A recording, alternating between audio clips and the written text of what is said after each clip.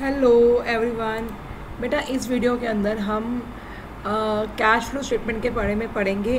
Basically अब आपने cash flow बहुत डिटेल में कर चुके हो, ये लास्ट मिनट प्रिपरेशन है। ये मैंने आपको थोड़ा सा समराइज़ करके इम्पॉर्टेंट नोट्स बना दिए हैं, आप इसको साथ साथ में देखो और अपने नोटबुक पे लिखो, दैट इज़ इनफ। ये जो मैं करवा रही हूँ इतना कीजिए। आफ्टर दिस आप अपनी इतना अच्छे से कर लीजिए। आफ्टर दिस आप अपनी नोटबुक में इसको नोट करते रहिए और 10 जो क्वेश्चंस हैं, 10 इम्पॉर्टेंट क्वेश्चंस, ठीक है बेटा। तो 10-12 इम्पॉर्टेंट क्वेश्चंस जो है हमारे आए हैं पेपर में, सैम्पल पेपर्स में, वो हम कर लेंगे। This is enough for the cash flow statement. इसके भी 3 वीडियोस बन जाएंगी मिनिमम, एटलीस्ट। चलो प्रैक्टिस तो शुरू करते हैं, 3 वीडियोस बनेंगे, स्टार्ट करते हैं। Cash flow statement. बेटा कैश फ्लो स्टेटमेंट में कैश का मतलब क्या होता है? कैश का मतलब है कैश, बैंक बैलेंस, ठीक है, एंड कैश इक्विवेलेंट। आपके हाथ में कितना कैश है, आपके अकाउंट में, बैंक अकाउंट में कितना कैश है, आपके पास कितना कैश इक्विवेलेंट्स हैं, कैश इक्विवेलेंट्स हैं, कैश इक्विवेलेंट्स हैं। ये तीनों चीज़ें मिलकर कैश होती हैं। अब कैश इक्विवेलेंट्स होते क्या है, ये इसके आपने सिर्फ नाम याद करने हैं, आपको इसको कहीं पे ये यूज़ नहीं होना, ठीक है ना। कैश इक्विवेलेंट्स क्या क्या होते हैं? करंट इन्वेस्टमेंट्स को कैश इक्विवेलेंट्स बोलते हैं, ट्रेजरी बिल्स को कैश इक्विवेलेंट्स बोलते हैं, कमर्शियल पेपर्स को, cheques and drafts on demand. इनके नाम जरूर याद कर लेना, पेपर में अगर क्वेश्चन आ जाए तो। कैश इक्विवेलेंट्स के examples: current investments, treasury bills, commercial papers, cheques and drafts on demand, short term deposits in the banks, ठीक है। ये सब कैश इक्विवेलेंट्स हैं। ये कैश इक्विवेलेंट्स क्यों है? क्योंकि ये हाईली लिक्विड है। हाईली लिक्विड का मतलब है कि विद इन 3 मंथ्स, 3 महीने के अंदर अंदर ये कैश में कन्वर्ट हो जाते हैं, इसलिए हम इसको कैश की तरह ही ट्रीट करते हैं। तो दिस इज़ कैश। कैश का मतलब है कैश, आपका बैंक बैलेंस, आपके कैश इक्विवेलेंट्स, ये कैश होता है। फ्लो। फ्लो का मतलब है कैश का इनफ्लो, कैश का आउटफ्लो, कैश का आना, कैश का जाना। अब हम इसको लेकर, कैश और फ्लो को लेकर कैश फ्लो स्टेटमेंट बनाते हैं। देखिए इसके अंदर हम 3 एक्टिविटीज़ रखते हैं: operating activities, investing activities, financing activities. Cash flow from operating activities, cash flow from investing activities, cash flow from financing activities. Operating में आपको बाद में समझाती हूँ, पहले मैं आपको इन्वेस्टिंग एक्टिविटीज़ समझा देती हूँ। इन्वेस्टिंग एक्टिविटीज़ क्या होती हैं? आपने पैसा इन्वेस्ट किया है। पैसा आप कहाँ इन्वेस्ट करते हो? एसेट्स के अंदर। एसेट्स खरीदते हो, एसेट्स बेचते हो, है ना। तो पैसा कहाँ इन्वेस्ट करते हो? एसेट्स के अंदर। तो इन्वेस्टिंग एक्टिविटीज़ में क्या क्या लिखा जाता है? जो आपने एसेट्स खरीदी या बेची। अब जो आपने टैंजिबल एसेट्स, चाहे एसेट्स टैंजिबल है चाहे इंटैंजिबल है, वो इन्वेस्टिंग एक्टिविटीज़ में लिखा जाएगा। चाहे एसेट्स टैंजिबल है चाहे इंटैंजिबल है। Tangible assets like machine, furniture, building, land, कुछ भी। और intangible asset like goodwill, patent, trademark. चाहे आपकी एसेट टैंजिबल है चाहे आपकी एसेट इंटैंजिबल है, अगर आप उसको बेच रहे हो तो बेचने पर आपका वो इन्वेस्टिंग एक्टिविटीज़ के अंदर इनफ्लो होगा, पैसा आएगा, ठीक है।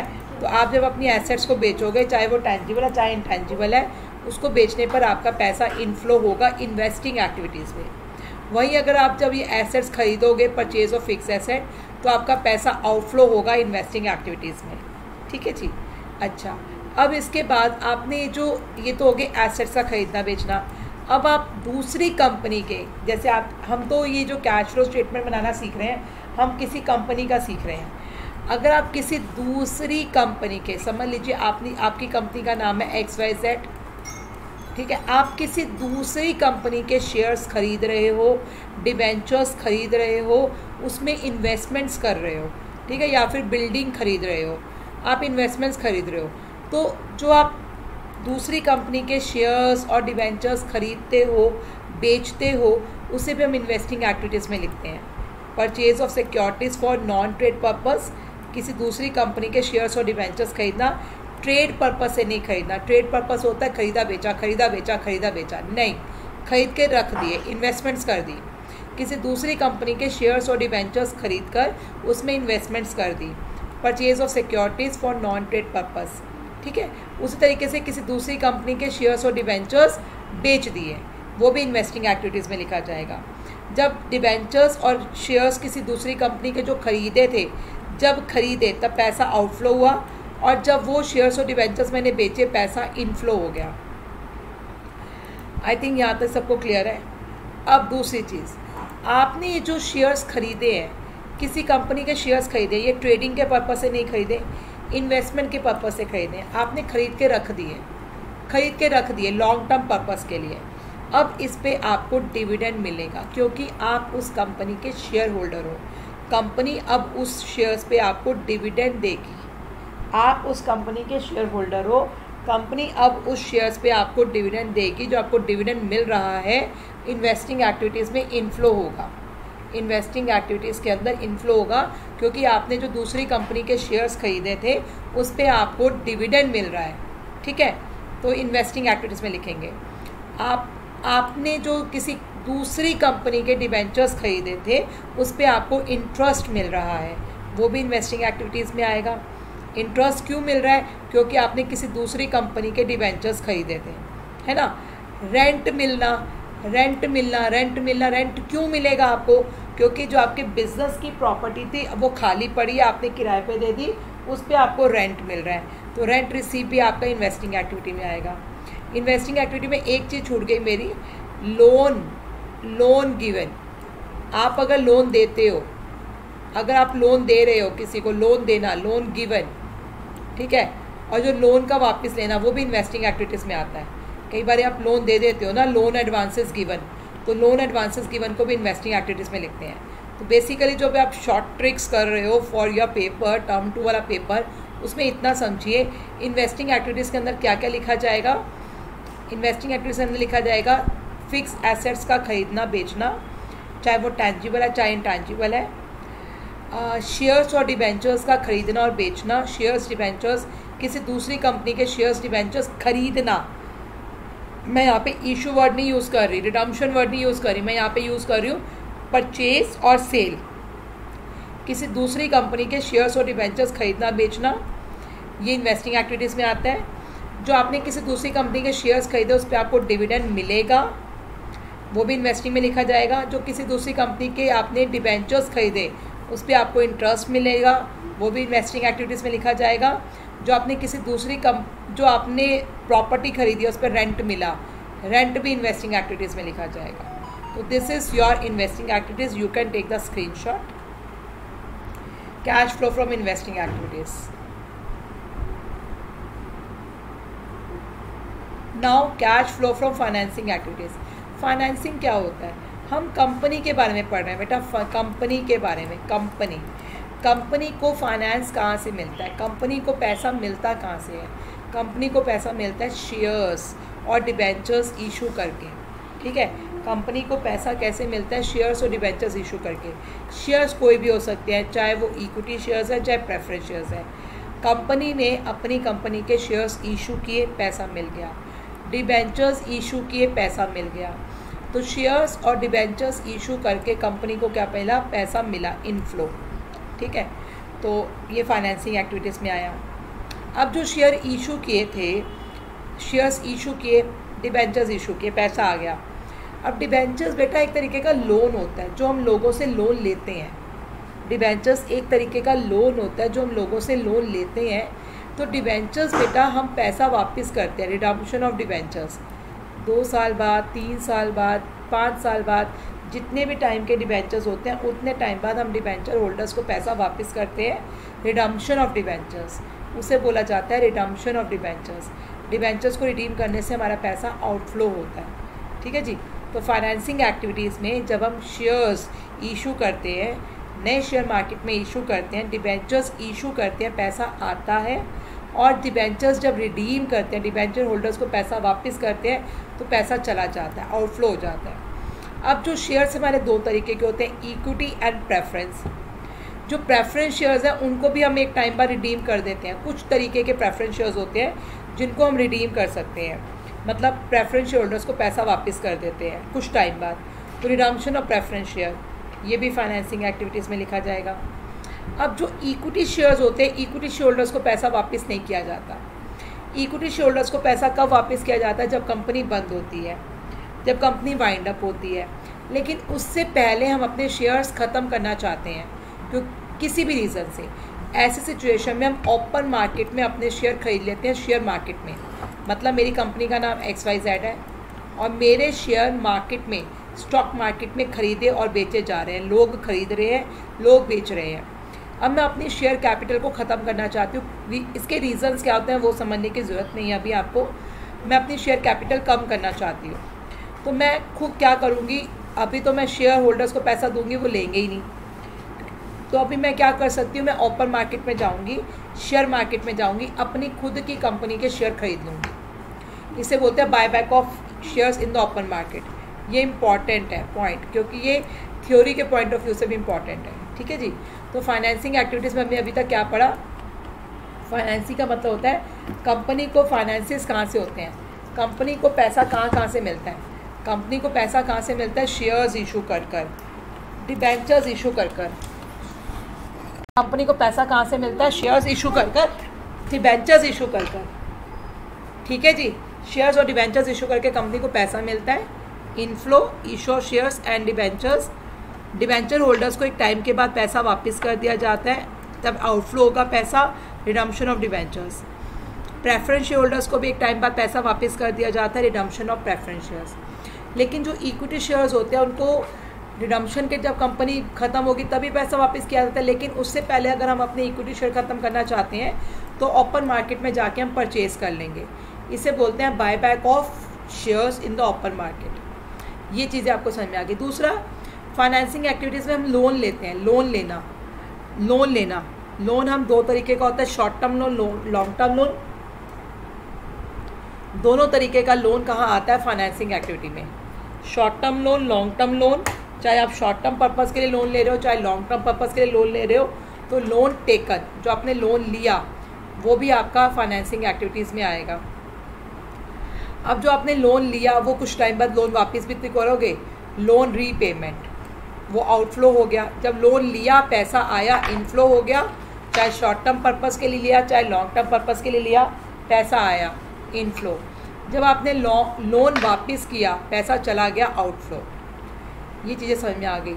अब जो पब्लिक बोरिंग्स होती हैं, पब्लिक बोरिंग्स वैसे आएंगी नहीं, मैं हटा देती हूँ यहाँ से। अभी आपका जो इसमें पब्लिक बोरिंग समझने की ज़रूरत नहीं है। पब्लिक बोरिंग में डिबेंचर्स जैसे होती हैं, इसको छोड़ दो।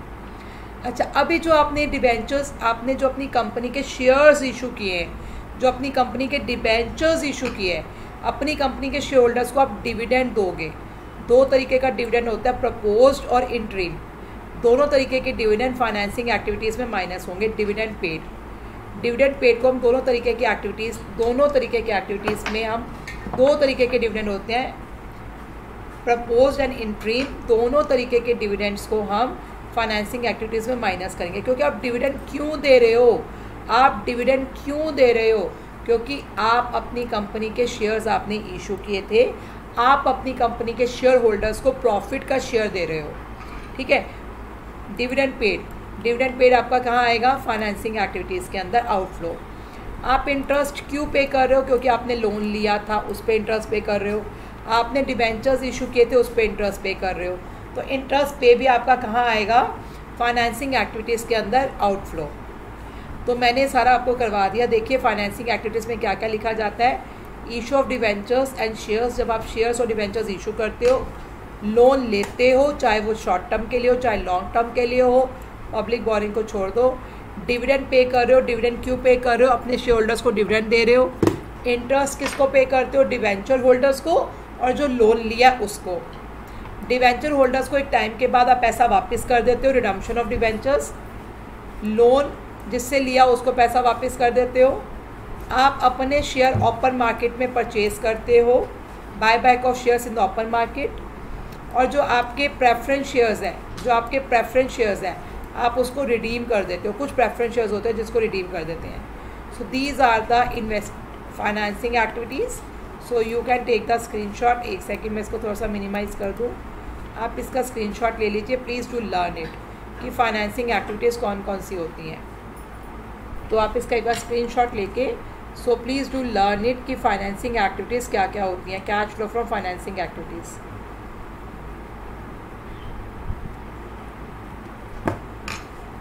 अब है cash flow from operating activities.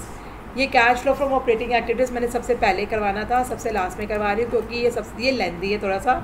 Investing and financing आपको समझ में आ गया, ऑपरेटिंग एक्टिविटीज़ लास्ट में करवा रही हूँ बिकॉज इट्स लेंदी, ठीक है।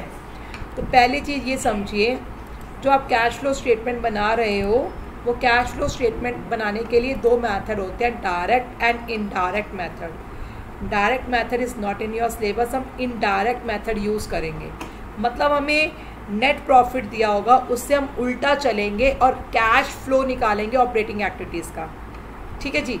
तो इनडायरेक्ट मेथड यूज़ किया जाता है कैश फ्लो स्टेटमेंट बनाने के लिए। अकाउंटिंग स्टैंडर्ड 3 रिवाइज यूज़ किया जाता है। अकाउंटिंग स्टैंडर्ड्स आपको पता है क्या होते हैं? ICAI institute of chartered accountant of India time to time standards issue करती रहती है। तो अकाउंटिंग स्टैंडर्ड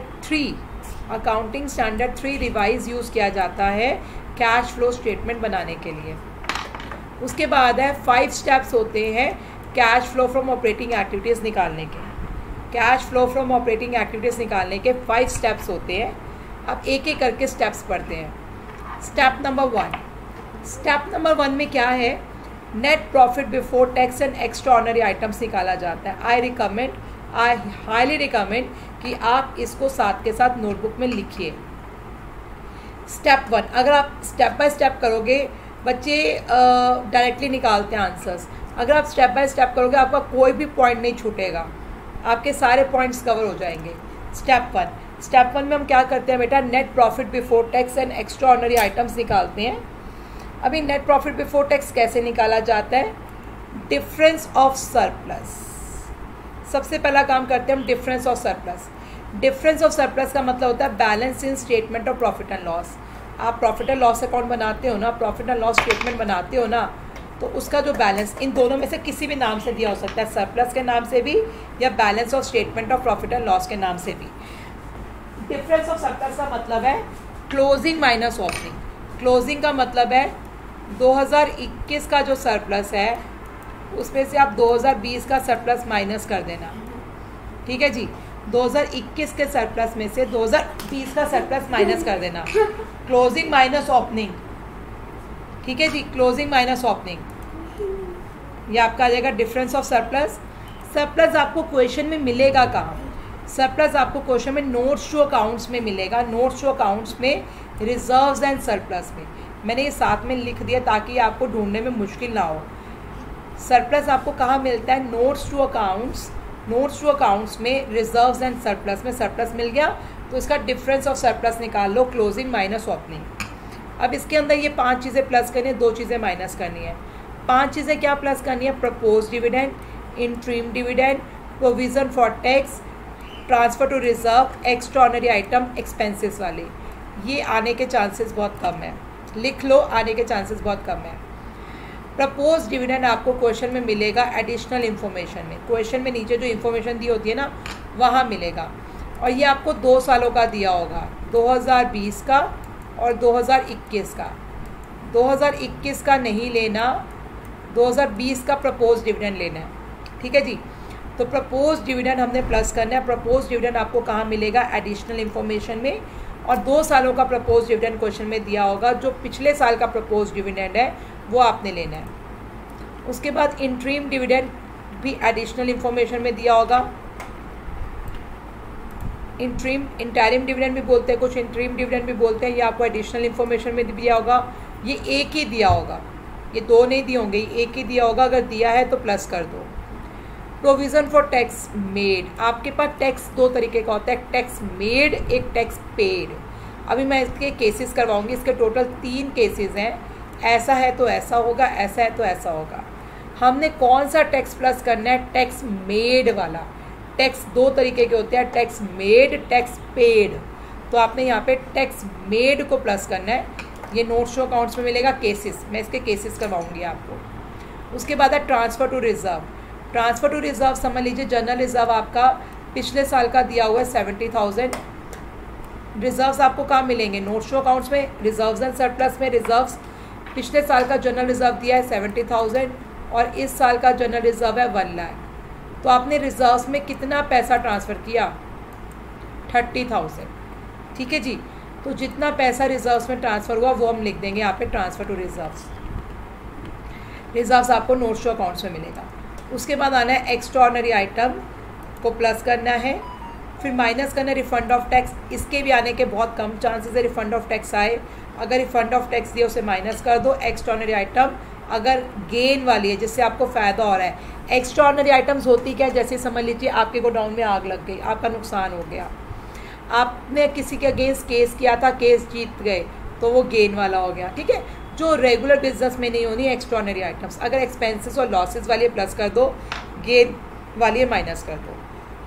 तो सबसे पहला स्टेप क्या है, नेट प्रॉफिट बिफोर टैक्स। हम क्या सीख रहे हैं, cash flow from operating activities निकालना। इसको निकालने के 5 स्टेप है। पहला स्टेप है net profit before tax and extraordinary items. कैसे निकाला जाता है, डिफरेंस ऑफ सरप्लस। सरप्लस आपको कहाँ मिलता है, नोट्स टू अकाउंट्स में, रिजर्व्स एंड सरप्लस में। इसको balance in statement of profit and loss भी बोलते हैं। इसमें 5 चीज़ें प्लस की जाती हैं। प्रपोज डिविडेंड, प्रपोज डिविडेंड भी आपको एडिशनल इन्फॉर्मेशन में मिलेगा। और हमें 2 सालों का प्रपोज डिविडेंड दिया होगा, पिछले साल का और करंट ईयर का। तो पिछले साल का प्रपोज डिविडेंड हमने लेना है, करंट ईयर का नहीं लेना। इंट्रीम डिविडेंड, इंट्रीम डिविडेंड भी एडिशनल इन्फॉर्मेशन में दिया होगा, ये भी आपने एक ही दिया होगा, ये प्लस कर देना है। प्रोविज़न फॉर टैक्स 2 सालों के होते हैं, 2 होते हैं। प्रोविज़न फॉर टैक्स 2 होते हैं, tax made, tax paid. Tax made को प्लस करना है। ट्रांसफ़र टू रिजर्व, अगर आपने रिजर्व्स में कुछ पैसा ट्रांसफ़र किया है, अगर आपने रिजर्व्स में कुछ पैसा ट्रांसफ़र किया है तो उस पैसे को प्लस कर दो। ठीक है जी, तो ये सब कुछ प्लस माइनस करने पर आपको क्या मिल जाएगा, net profit before tax and extraordinary item. Step 1 का आप ले सकते हैं, यहाँ पे क्लिक, आप इसका स्क्रीनशॉट ले सकते हैं स्टेप 1 का।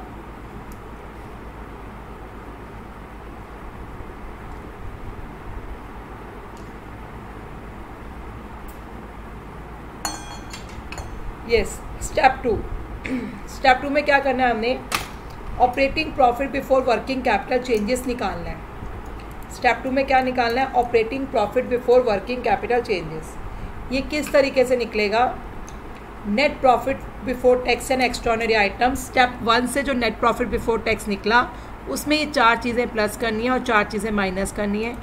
ये याद कर लीजिएगा बेटा, बेसिकली ये चेकलिस्ट है। जो जो चीज़ आपको दी है उसको प्लस करते जाओ, जो चीज़ नहीं दी उसको छोड़ दो। क्या 4 चीज़ें आपने प्लस करनी है, डेप्रिसिएशन। ठीक है, इसके मैं आपको केसेस समझाऊंगी, डेप्रिसिएशन के डिफरेंट केसेस। डेप्रिसिएशन प्लस करना है। Amortisation of intangible assets. आपकी एसेट्स 2 तरीके की होती हैं, टैंजिबल, इनटैंजिबल।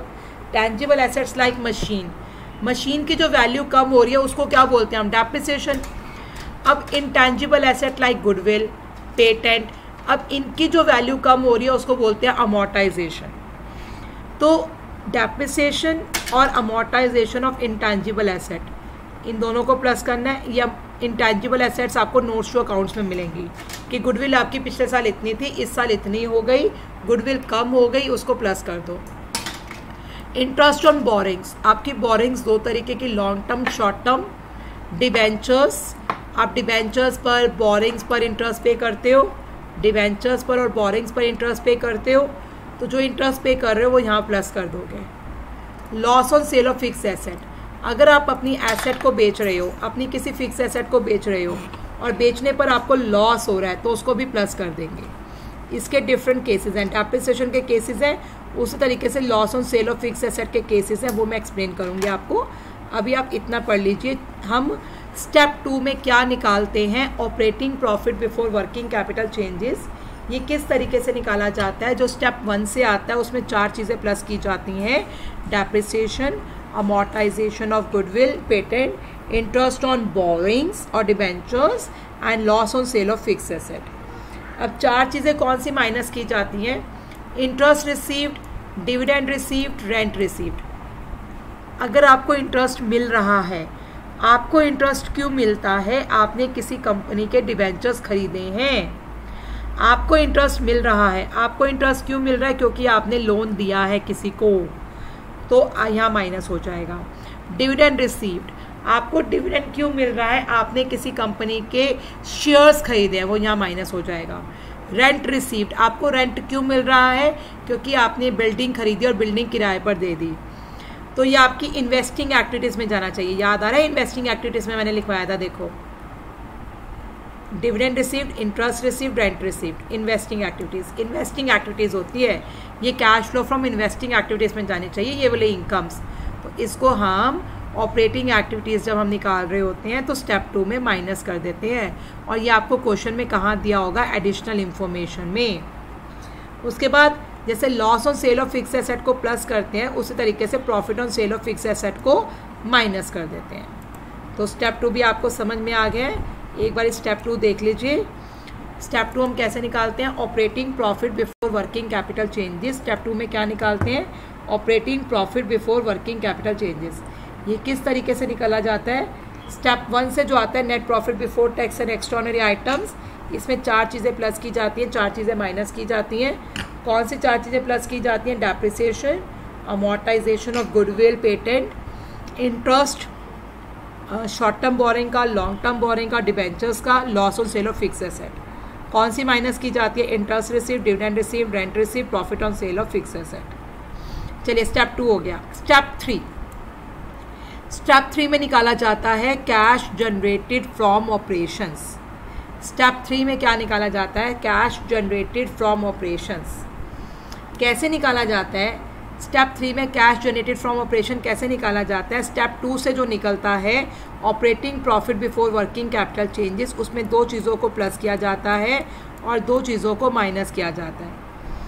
अब यहाँ पर मैं आपको एक शॉर्टकट ट्रिक बता रही हूँ, अब ठीक है, याद रखने के लिए। स्टेप 3 में क्या निकाला जाता है, कैश जनरेटेड फ्रॉम ऑपरेशंस।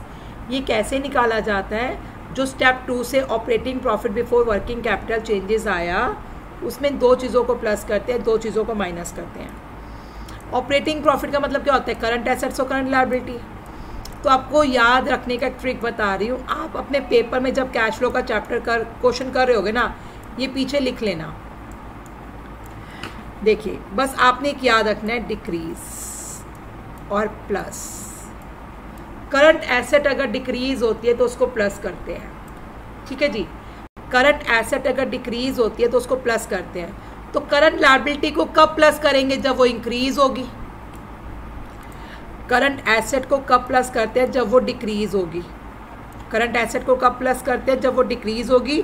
तो करंट लायबिलिटी को कब प्लस करेंगे, जब वो इंक्रीज होगी, ठीक है जी। अब इसका उल्टा देख लीजिए, करंट एसेट के डिक्रीज को प्लस करते हैं तो करंट एसेट के इंक्रीज को माइनस, और करंट लायबिलिटी के डिक्रीज को माइनस, ठीक है जी। बस एक चीज़ याद रखनी है, आप अपने पेपर में लिख लीजिएगा साइड में याद रखने के लिए, current asset, current liability, current asset, current liability. Current asset के अगर डिक्रीज को प्लस कर रहे हैं तो करंट लायबिलिटी के इंक्रीज को प्लस करेंगे, ठीक है। और करंट एसेट के डिक्रीज को प्लस करें तो करंट एसेट के इंक्रीज को माइनस करेंगे, और करंट लायबिलिटी के डिक्रीज को माइनस करेंगे। अब देखिए, जब आप ये करंट एसेट और करंट लायबिलिटी का चेंज कर रहे होते हो ना, तब आपने ये चीज़ों को इग्नोर कर देना है। आपने ना इन चीज़ों का, ये भी आपकी करंट एसेट करंट लायबिलिटी है, लेकिन इनका इंक्रीज डिक्रीज नहीं देखना। ये आपकी कुछ current assets and current liabilities हैं, लेकिन इनका इंक्रीज और डिक्रीज नहीं देखना। ये कौन कौन सी हैं देख लेते हैं। Short term borrowing, short term borrowing का इंक्रीज डिक्रीज नहीं देखना, क्योंकि बोरिंग्स हैं, बोरिंग्स ये हमारी फाइनेंसिंग एक्टिविटीज़ में आ जाएगा। Short term borrowings current liability में लिखी होती है ना, अगर शॉर्ट टर्म बोरिंग लिखी है तो उसका इंक्रीज डिक्रीज नहीं देखना, ये हमारी फाइनेंसिंग एक्टिविटीज़ में आता है ना। Short term provisions, short term provisions दे रखे होंगे तो वो नहीं देखना। शॉर्ट टर्म प्रोविजंस में प्रोविजन फॉर टैक्स होता है, वो भी नहीं देखना, इसका इंक्रीज डिक्रीज नहीं देखना। ये दोनों करंट लायबिलिटीज़ हैं, क्या क्या, short term borrowing, short term provisions, इसका इंक्रीज डिक्रीज नहीं देखना। करंट एसेट्स में कैश एंड कैश इक्विवेलेंट है, इसका इंक्रीज डिक्रीज नहीं देखना। ये करंट एसेट्स हैं, कैश एंड कैश इक्विवेलेंट, इसका इंक्रीज डिक्रीज नहीं देखना। करंट इन्वेस्टमेंट्स का इंक्रीज डिक्रीज नहीं देखना। करंट इन्वेस्टमेंट्स का भी इंक्रीज डिक्रीज नहीं देखना, क्योंकि करंट इन्वेस्टमेंट्स कैश ही होता है। मैंने सबसे पहले अभी बताया था कैश इक्विवेलेंट्स, कैश इक्विवेलेंट्स, तो करंट इन्वेस्टमेंट्स को कैश इक्विवेलेंट्स ही बोलते हैं। तो कैश एंड कैश इक्विवेलेंट्स और करंट इन्वेस्टमेंट से करंट एसेट्स में दे रखे होंगे, इसका इंक्रीज डिक्रीज नहीं देखना। ये ध्यान रखना, जब आप इंक्रीज डिक्रीज देख रहे होगे तो इन चारों को नहीं देखना, शॉर्ट टर्म बोरिंग्स का, क्योंकि ये फाइनेंसिंग एक्टिविटीज़ में जाएगा, शॉर्ट टर्म प्रोविजंस का, कैश एंड कैश इक्विवेलेंट्स का एंड करंट इन्वेस्टमेंट्स का। स्टेप 3 का आप ले सकते हैं एक बार स्क्रीनशॉट। स्टेप 3 में आपके पास आता है कैश जनरेटेड फ्रॉम ऑपरेशंस। अब स्टेप 4 में निकलता है cash flow from operating activities. हमने यही निकालना है, cash flow from operating activities before extraordinary items. वैसे एक्स्ट्राऑर्डिनरी आइटम्स पेपर में आने के चांसेस नहीं हैं, फिर भी फॉर अ सेफर साइड कर लेंगे। स्टेप 4 में निकलता है cash flow from operating activities before extraordinary items. कैसे निकलती हैं? स्टेप 3 से जो निकला कैश जनरेटेड फ्रॉम ऑपरेशन, उसके अंदर टैक्स पेड को माइनस कर देंगे। मैंने आपको अभी बताया था टैक्स 2 तरीके का होता है, tax made, tax paid. Tax made, tax paid. Tax made को स्टेप 1 में प्लस करते हैं। आप देखिए जो टैक्स मेड होता है उसको स्टेप 1 में प्लस किया था, प्रोविजन फॉर टैक्स मेड, और जो टैक्स पेड होता है उसको स्टेप 4 में माइनस कर देते हैं। टैक्स पेड को स्टेप 4 में माइनस कर देते हैं। अब देखिए आपने टैक्स पे किया 1 लाख का, आपका 20,000 का रिफंड आ गया, तो आपने नेट कितना टैक्स पे किया? 80,000 का। जो आप नेट टैक्स पे करते हो ना वो यहाँ लिखते हो, ठीक है। रिफ़ंड वैसे आने के चांसेस बहुत कम है, रिफ़ंड आने के चांसेस बहुत कम है। अगर लेकिन रिफ़ंड अगर दिया हो तो टैक्स पेड में से रिफ़ंड हटाकर जो नेट टैक्स पे किया वो लिखते हैं। लास्ट टैक्स आप स्टेप 4 आप ले सकते हो स्क्रीनशॉट स्टेप 4 का।